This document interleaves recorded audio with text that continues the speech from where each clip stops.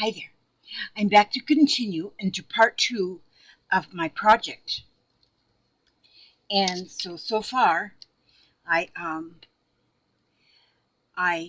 crocheted around the picture frame to make that is going to be part of my weaving.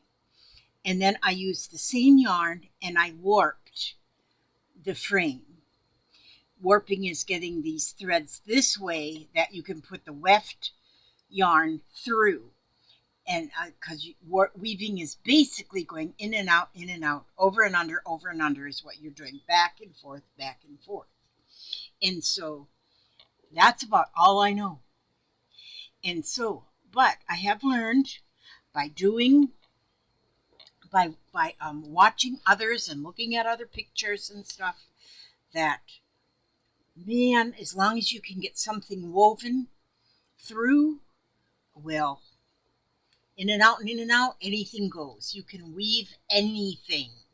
So right now what I'm going to do, okay, at the bottom here, I did the hem part, which I put just about 6 back and forth, up and down weaves across the bottom. And that is kind of like the hem. So now what I want to do is I want to put on the fringe. And I'm going to use this yarn here. It kind of matches pretty good, but I didn't want to use exactly the same yarn. I want to use this yarn because this is going to give the yarn, this is going to give the fringe a single color. So what I'm going to do is I'm going to wrap it around this book, and I'm going to wrap around a bunch of times. I guess I don't know how many times. I'm just going to go a bunch. Now you could probably count and see how many you needed. And probably if I was like any kind of smart or something, I would have done that. But I didn't do that because I'm just going to make a bunch of wraps here around my book. And these wraps are going to be my fringe. And this wrapping them around the book, it gets me so each of my little strands are the same size. Okay, I'm going to make a few, and then hopefully it'll be enough. This here cake of yarn, it's a striping, self-striping it calls it. So like when you're working with it, the first color will get all used up before you get to the second color, and that'll like make a stripe. So I'm sticking with the first color, and hopefully that'll be enough. So I'm going to wrap.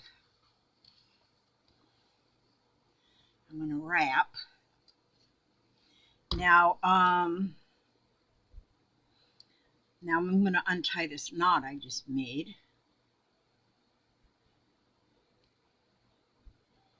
There.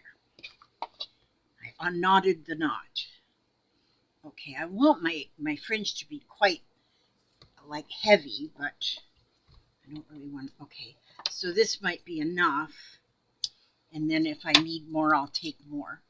So then I'm going to just cut this across. See, I'll go down in here and just cut. So they're all cut. Now all of these are the same length.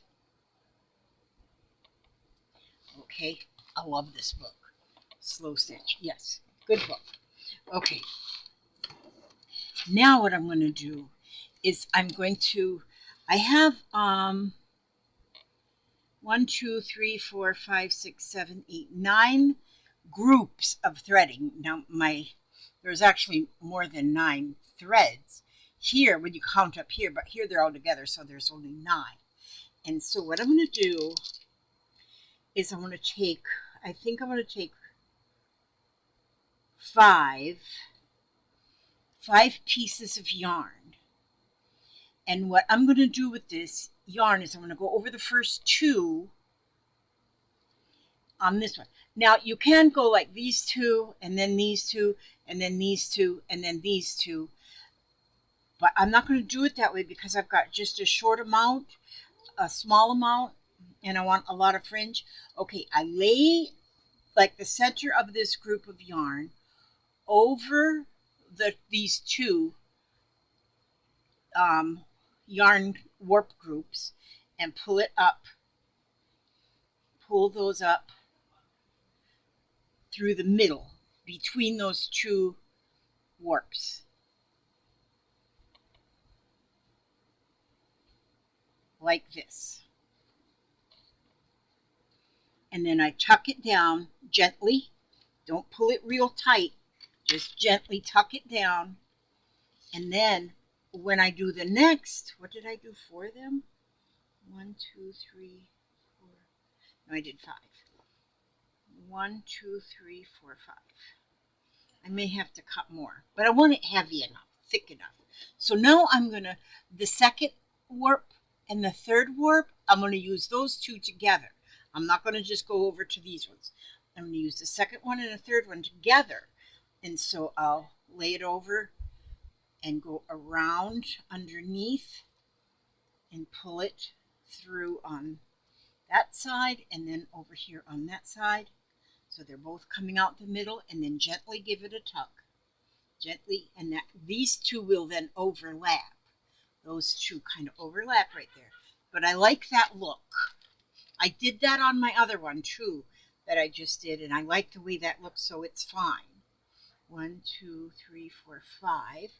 So now again, I'll go the same way, is to get that, find that middle, and then again, over those two warp threads, and then underneath, below, you pull that side through, pull the opposite side through the middle.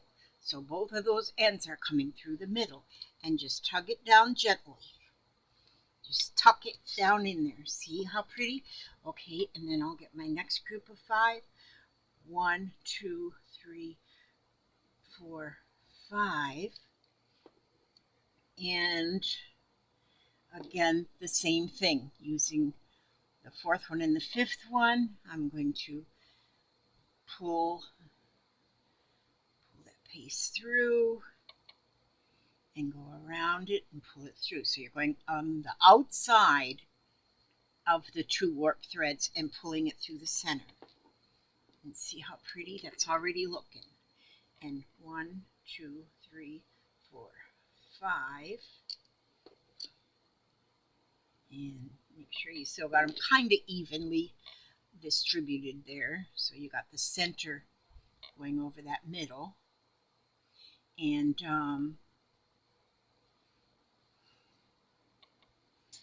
there it comes. See, we're getting that there. Now, let's see. We need 5 again. 1, 2, 3, 4, 5. And do that same thing. Always using the second warp of the last one and then this next one.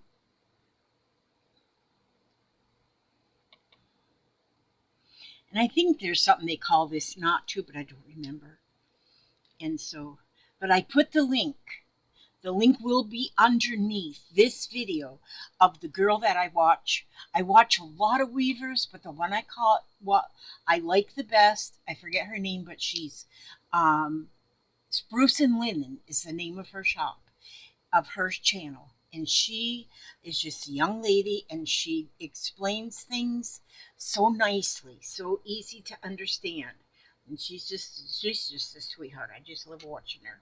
Just a young girl, and she's so good, and she explains things so easy to understand. And Janelle, I think is maybe her name. And anyway, her and her husband actually do it together, but her husband does all of the videoing part and editing and stuff, and she does the other part. Okay, what do I have now? Oh, I only got one. No, that's off of that. Oh, I need to get 5 more strings. Okay, so I was close in my guesstimations. So I need 1, 2, 3, 4, 5. 1, 2, 3, 4, 5. Okay, yeah.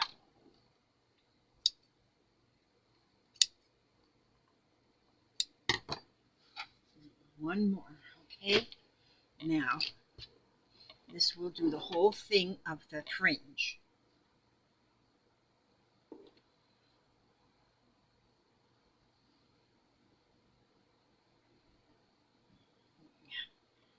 got a kind of cattywampus here. I'll uncatty them. That's better. Okay, and again, over those two and pull them up through the middle.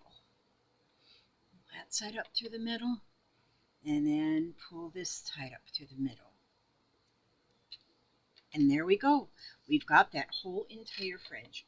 Now, I'm not going to trim them until the end. I'm going to, because they're very uneven right now. But when I do trim them, I'm going to trim them by putting a ruler here, like this. Well, I can trim them right now. If I need to trim them more later, I will. And then I take my rotary cutter, which I did just have right here, and then the burglars came. Yeah, gosh, you got to watch them burglars. Okay, and then I just take the rotary cutter, and I probably still don't got it straight, but then you get a straight cut for your if you've got a rotary cutter. Otherwise, do the scissors. I've done the scissors, and I don't have any luck with the scissors. But anyway, so then that evened up my fringe, so my fringe is nice. And so now then, now is when I can get very, very, very creative in what I want to start.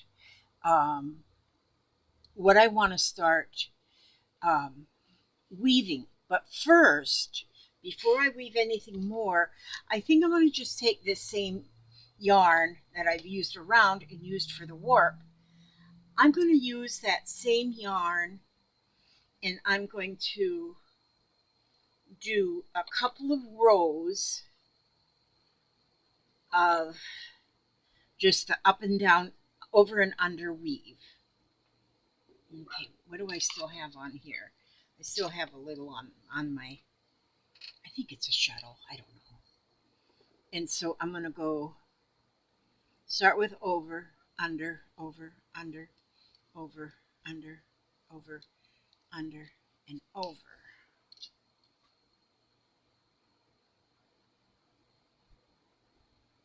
And then do another, which now I'm over this thread, so I'm going to go under, over, under, over. So it's just the opposite. Under, over, under, over, under. There we go, and then we'll tuck them down, being careful not to pull those weft threads tight, because we don't want to pull them in the middle we don't want it to look like an hourglass. Okay, so then I'm going to go again.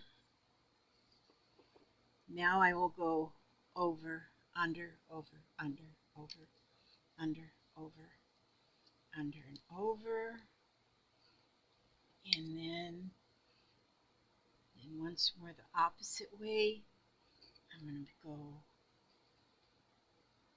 now it's going to be under, over, under, over, under, over, under, over, under, and pull that gently, always being careful not to pull it so tight that you pull those end warp threads in. And let's see, I got still enough yarn on here that I'm going to go again. Go under, over, under, over, under, over. So if you went, you just always just go the opposite way on the way back. I mean, you go in the same direction, of course, but you go under, over, and then over, under. So now that end one is over. So then I'm just going to take that thread off of there and use my fingers. And under, over, under, over, under, over, under, over, under. There we go. So there I have just that little tiny bit there of that yarn. And so this one, I'm going to go ahead and just tie that off. I want that not to be more toward kind of hidden a little bit, sort of, so it'll be. But you know what? Even if you don't have your knots hidden,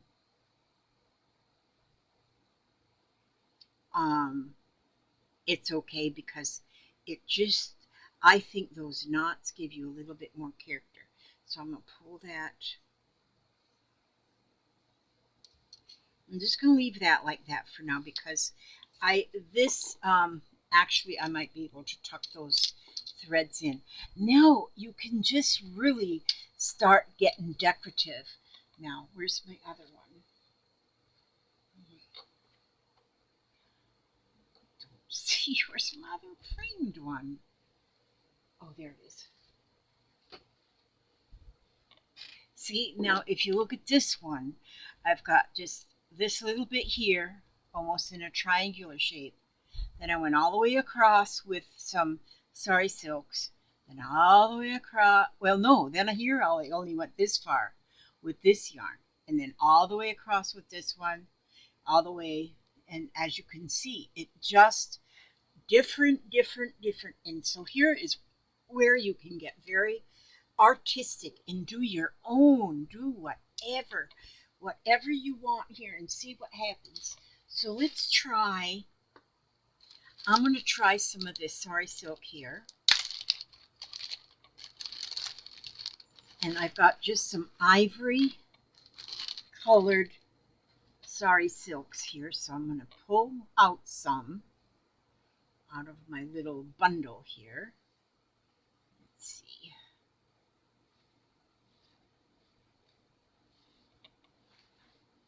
Okay, I'm going to cut it right here.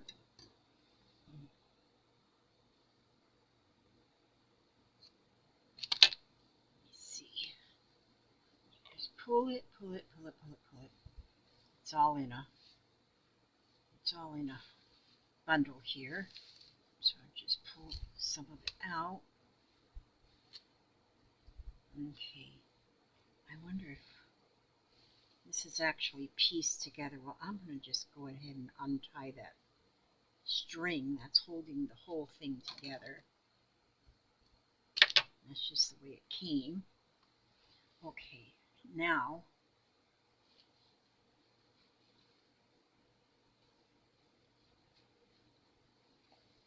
now I'm gonna probably have too much. I dropped my scissors in the floor. Now I'm gonna get my scissors right here. Just oh, they folded farther. Okay, now this one's a longer piece, so this is better. See, when you get your sari silks, whenever you get them, they're always going to be sewn together this way. That's just how they always are when they come. And so I think I'm gonna use this as a double, I'm doubling it. Okay, but what I'm gonna do is,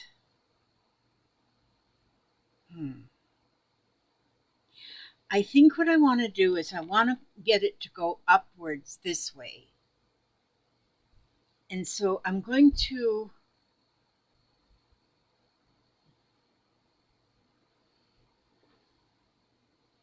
okay, I'm going to go under one. Okay, let's see, how did I do this before? I'm going to go under the one. I've got it doubled, and I'm going under just the one.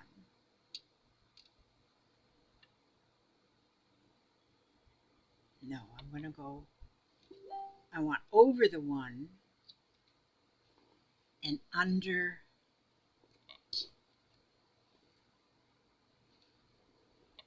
No, I'm going to use this single one. Okay, we'll go over the one. No.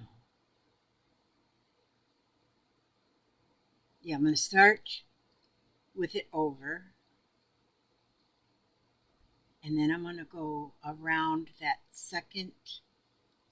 Yes. So I'm going to start it with it over. I'm going to go under. I could put this on a needle, or you can do it on your fingers. I have a wooden needle here, and I'm going to use that. And then that way maybe I can point better too so you can see what I'm doing. Okay, I went over and over these two, the first two warp things, and then I'm going to go under that second one and pull it.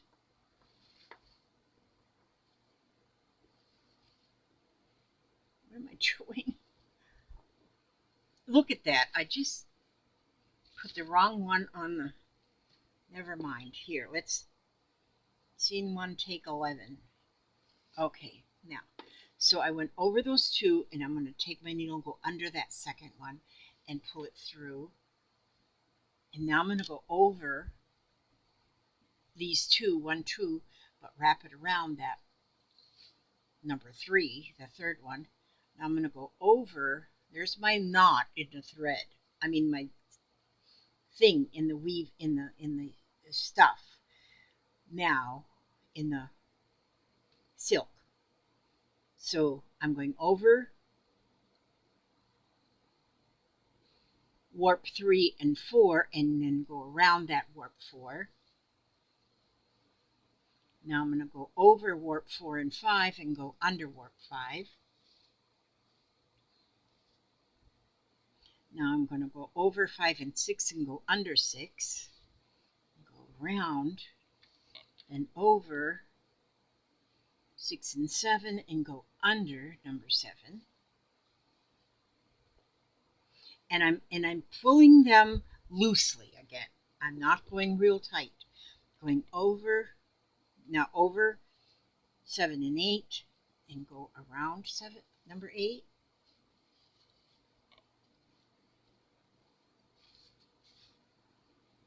And then go over those two and go under that last one. All right, and now I'm going to, let's see if I can remember. You know what? I'm saying, see if I can remember the stitch. I have a problem with remembering the stitches. I forget. I don't remember when I'm doing embroidery. I can't remember any of these. I just can't remember. And so, but weaving is something that if you don't remember exactly how the stitch was done, it's okay, because your weft fabrics and textiles and threads and fibers are going to be woven in there. They're not going to go anywhere. So however you put them in there is going to make it your look. So now I'm going to go back around. I'm going to go under. No, I'm going to just go under number 9 there. See, I'm calling that one number 9. I'm going to go over number 9. No, I went under number 9. I'm sorry. And then it's going over 8 and 7. And then I'm going to go under number 7. And then go over 7 and 6. And then under 6. I'm counting these 1, 2, 3, 4, 5, and which is backwards that you're looking, because I have this, I didn't set the camera right. But see, I'm going over 2 and then under the second one. And then over 2 and under the second one. And over 2 and back under the second one. The opposite way that my needle is pointing, see? So when I go over the 2, my needle is pointing that way, but then when I come back under, it's pointing this way. So I'm going over them 2, but then under, over them 2, and under. And I actually got 3 threads in there. I'm not sure exactly why. Don't have an answer for that. Okay, so now those 2 are going to just back there then. So there's a start with this, and I'm going to tuck it down some, tuck it down. Now I want this to go on a slant. And so here I'm going to, I'll put my needle, I'm going to put this needle again, but I'm going to go ahead and I'm going to actually, hi a little bit, I'm going to, now, I'm going to start over here again. And I'm going to go, this time I'm going to go under,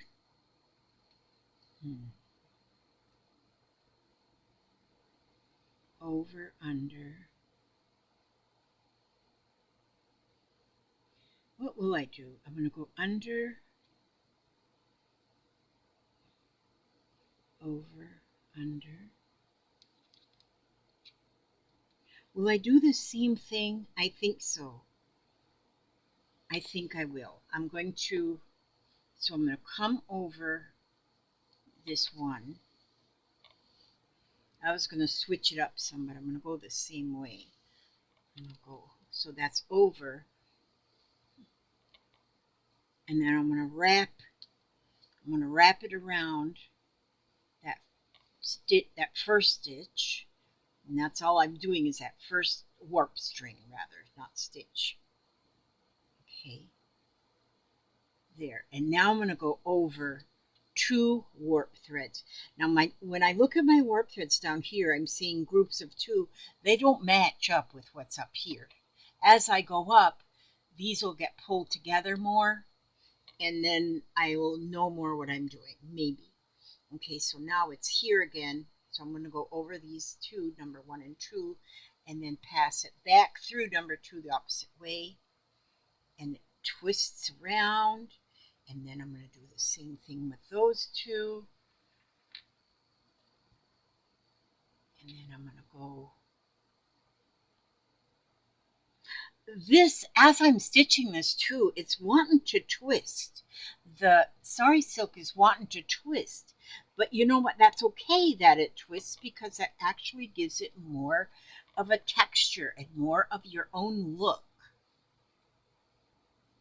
And when you're using something like this, I want to try one that I use t-shirt fabrics from t-shirts.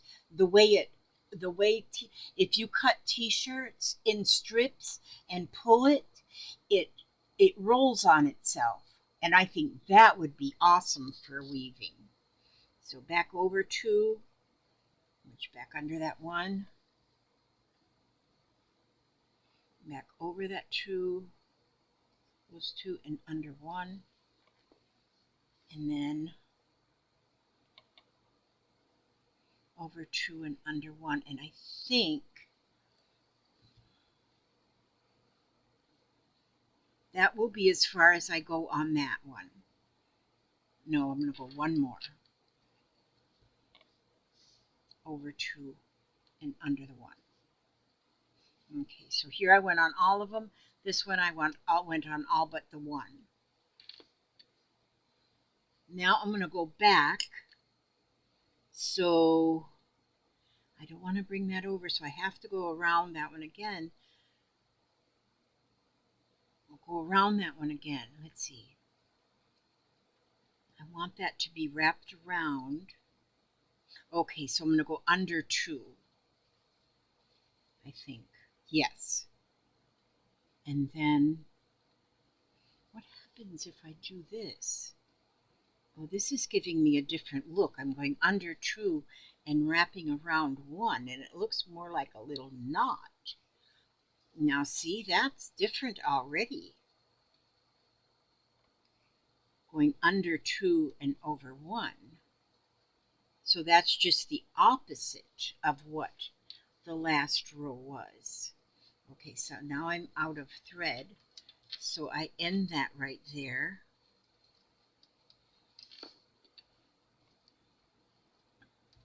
Okay, so I'm going to cut that off of my needle, and I'll concern myself with these edges later. And just leave them there for right now, because there's a lot you can do with them, especially because I have a fabric frame that I can stitch to if I want to do stitching. So now, and it kind of goes up. I think I will go ahead and add. I'm going to get a little bit more, and let's see.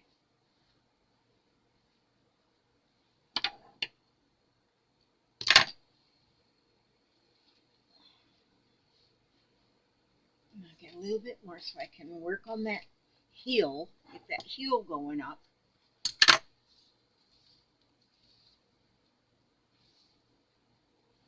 Okay. So I've got another piece and my wooden needle, there it is. And I will, and this one I'm pulling, I got the needle, so I'm actually pulling on a double strand here. And so I'm going to start this one at that same end, and I'm going to go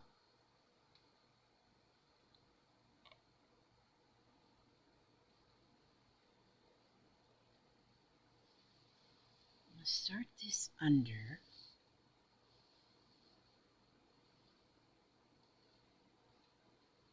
and then it'll go over, back over that same one, and under two. So that's going to be the same as this last one. So it'll be a little bit of a different texture.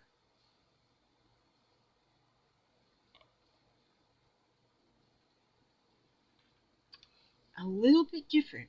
Okay, I went under two, and then over that one, that second one, and then under number 2 and 3.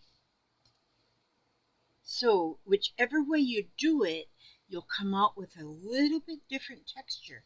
And that's when you are really putting your own artistic design into your piece.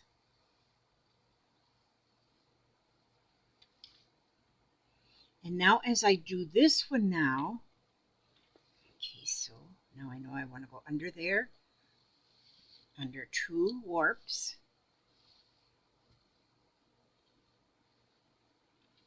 And like I say, I'm only showing you what I am doing. The professional way might not be this way. But then, when I have looked at some of these artists that are doing these projects, I'm telling you, they're all different. They are all different. They all have beautiful things to show. And they've all got their own little, almost their own little signatures on them. Look at that one where it was stitched, just come undone. So I'm going to just tie it in a knot where it came unstitched. That's where it was stitched when it was made and put together, but I am going to tie it in a knot and let that knot just live there. Okay, and so now I stopped on the 7th one. Now I'm going to go over 2 and under 1, over 2 and under 1, but come out under, come out below the stitch instead of above the stitch. Now over 2 and under 1, but below the stitch. I mean, I keep calling the stitch below that warp thread. And when you're doing any kind of a weaving, I mean anything, just like your spirit stitching, like slow stitching, there are no cut and dried rules. You can do whatever, and whatever you decide to do is what you want. And like if you did something like this and you did them all in different, like, let me see, I think my brain wasn't working on that one. I wanted to go over these two. Wait a minute. Where did I mess up here? Oh, and then under here. Which, why do I say mess up? Because it's not a mess up. It's just what happened. And this is just part of the beauty of what happens. Now I'm going to go back the other way again.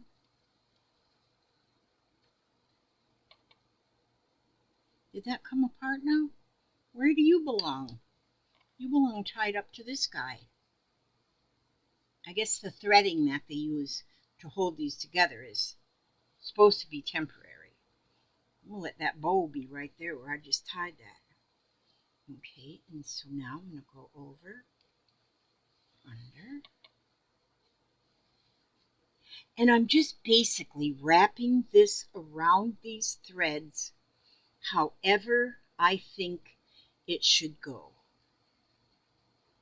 And each one of these stitches that I make might not even be the same. They might be different, each one. I don't know. At this time, I don't really even know. So, I do free spirit art. It is free spirit. Whatever I do, it's just however my spirit wants me to go. Now I'm going back over this way, just however. Let's just go however, because I'm almost used up the rest of this piece of sari silk. And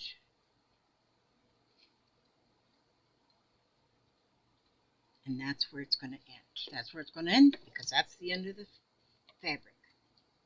So we're going to let that just go right there. Now, this is all woven in here. And it's kind of, you see how it's like almost like a little hill? So now I want to get, what do I want to get now? I want to, see, now I want to change my fabric. I want to change. I want to do something different. So what now if I have some brown, this is called roving. You know what, I have it. I'll make you guys think I've lost my mind, but,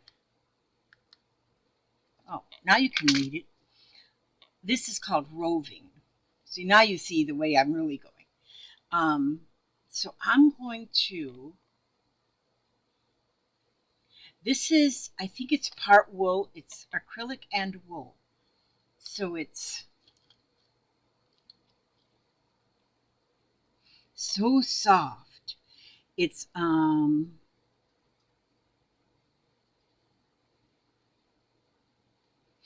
80% acrylic and 20% wool, which, boy, you can tell there's wool in there. That is so soft. Now, why does that want to do that? Why do you want to do that? Okay, so I'm going to take wool now. I'm going to take the wool. Well, you know, I used to always call all yarn, I would call it wool. Whenever, so little of it was wool.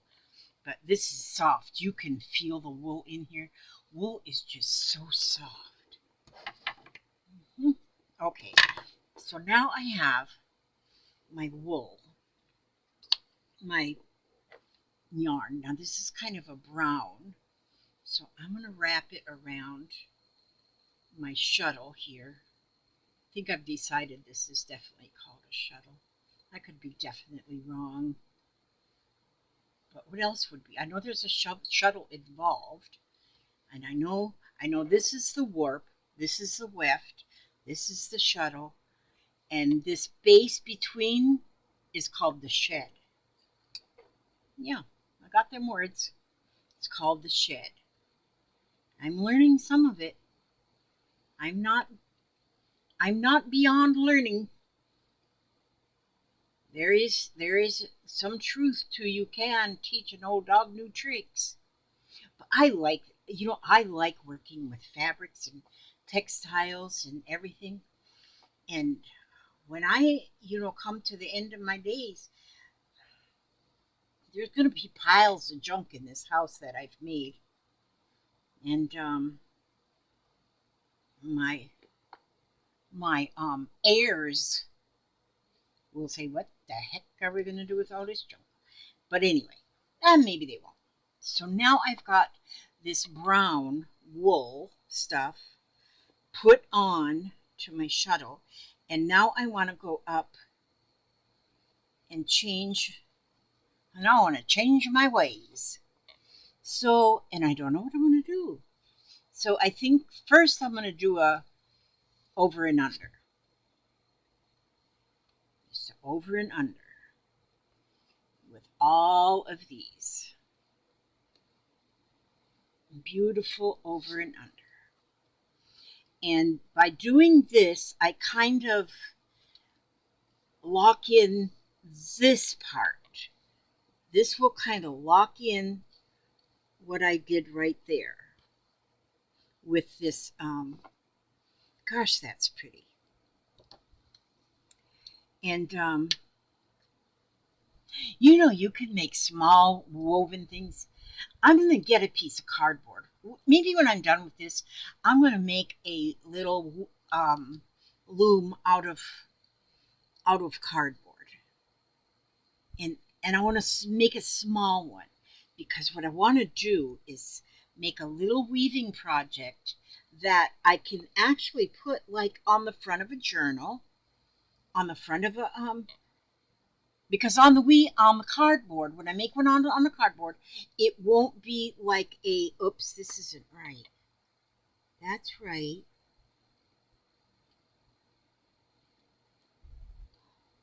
Oh, I went under two there. Okay, so to fix that, two wrongs make a right here.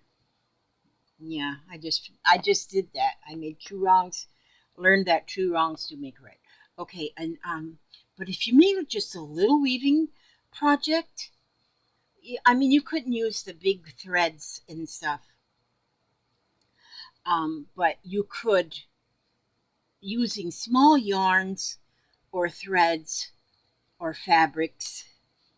Like, one thing I have a lot of is like bias tape and stuff that I can use for weaving. My gosh, so many things. Thin pieces of lace that you can weave with, just small anythings. And you could make a little weaving project just for your greeting cards or the front of your journal. And the thing too with this, like when you finish a project like this, you can add even, you can use you can do slow stitching actually right on this weave. Right on the weave. You could go right on the weave and add like stitch on like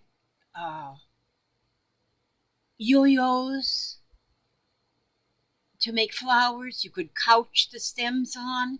You could do all of that. There is just no end to any artwork. I mean, I have learned so much lately through watching so many different people, smart people on YouTubes that are sharing what they know.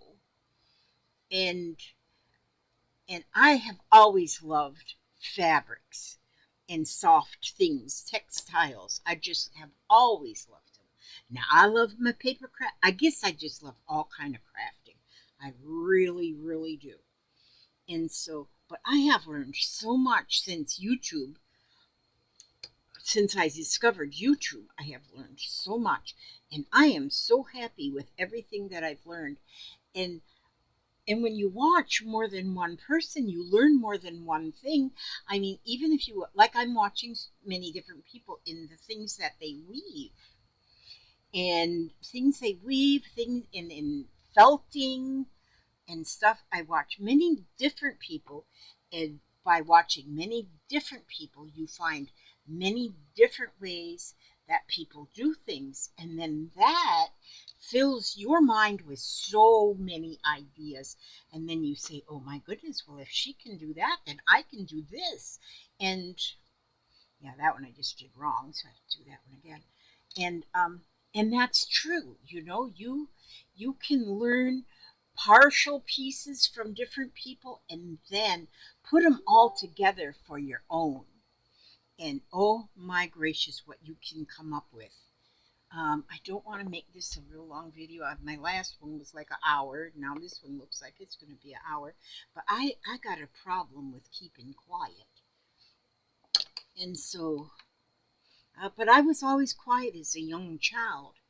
And since I was quiet as a young, oops, I did that one wrong too. Young child, you know, you got only so many words you can use in a lifetime, but you got to use them. So since I was so quiet as a child, I got to get these words used up. I mean, time is running short. My hair's done turned gray. So you know, time's running short. I shuffle instead of walk. It's amazing. Okay, so I'm just doing the regular weave, the in and out, up and down right here. Nothing fantastical. And so, let me see how far I'll go with this. And I might just say that's far enough with this brown. Let me look at that. That might be all I'll do with that brown. Leave that right there for right now. And then I want to get some, now I am going to get some roving. What do I have here? Okay, I got some wool roving. And this here is, I don't have much in long pieces, but I do have this. And I think I'm going to take, what's this piece here? Ooh, this piece might be enough. Okay. Put that right there. Okay. Now you don't ever want to cut your roving. Sometimes you have to, but you don't really want to cut it. And usually I've got a lot of packages with small amounts of roving. When you get these small packages like this, I think you get about 12 inches. Let me see what's in this package, just because I'm curious now. Yeah, you get about a 12-inch piece. That's pretty though, isn't it? Okay, you get about a 12-inch piece, but then you can order some that's a longer, much longer. Okay, what I'm going to do with this, will I leave it that heavy? Or do I want to separate it? I think I do want to thin it just a bit. I think I will separate it. Because that one end was real thin. Now, and always when you use roving, you want to be careful as you use it is not to handle it a whole bunch if you're not going to felt it, especially because once you handle it a lot, it'll start felting itself. And so, because it'll just start felting by your handling it. And so you got to kind of be careful of that. But now I want this, I want really to be, I want it to puff up. Do I want to, no, it's going to just be like this. I don't want to think too much. So I'm going to pull that piece, wrap that around. Now I'm going to go under the next one.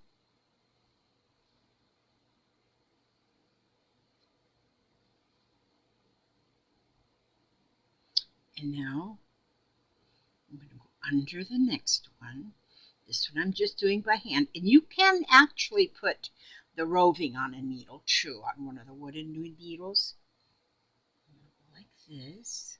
This is so soft. I've seen a lot of people use this roving in their projects.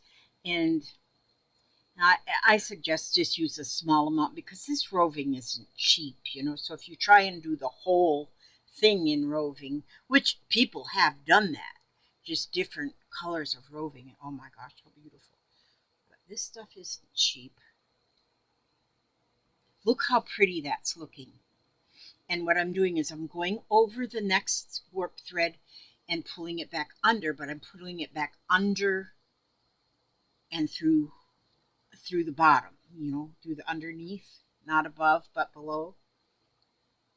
And look how pretty that looks. And then we're going to go under that next one and pull it back through and pull it gently because it'll come apart if you don't use a gentle hand. And then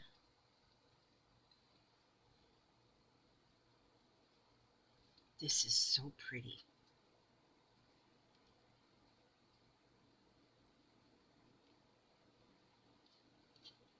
Now, if you go back over this that way, then I'm not going to put no more roving because then that's going to be too much of a bulk, I think. But if you were to go back over it and go the opposite way, it looks like a braid. So yeah. So I'm going to just put this back here and let that set for now until I decide exactly. Oh, I think I do want to put one more little knot on this end. I'm going to go over that and pull it through here. And see, like I say, when you do it,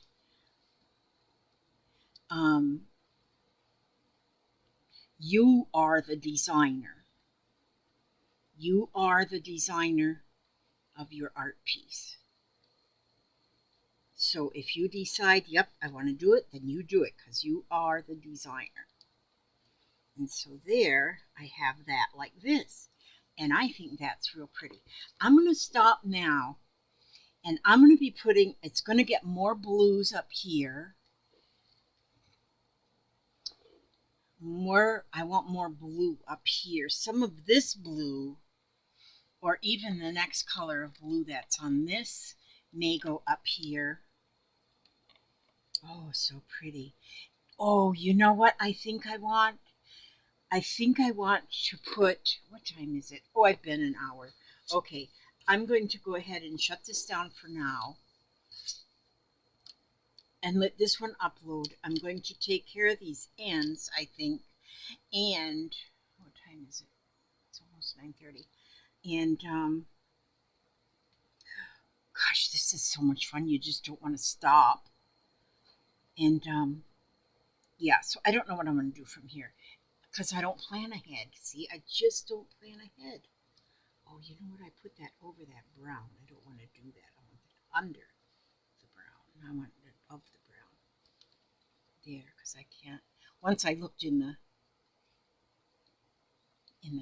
the screen, I could see my brown I was losing it. Okay, so I'm gonna put. I think I want to put some fabric in here.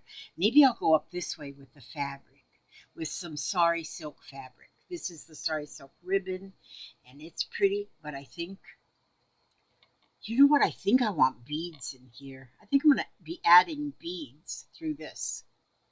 Like, oh, the ideas are just amazing. What ideas you can come up with, and so.